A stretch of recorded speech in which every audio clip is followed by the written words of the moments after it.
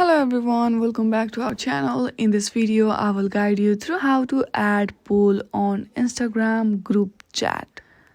To do so, first of all, open your Instagram application and then go through the chat or group chat where you want to create a poll.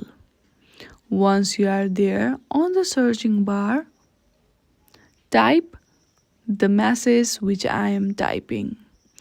This is the only way to create a poll, otherwise there is no any option to directly add a poll on Instagram group chat.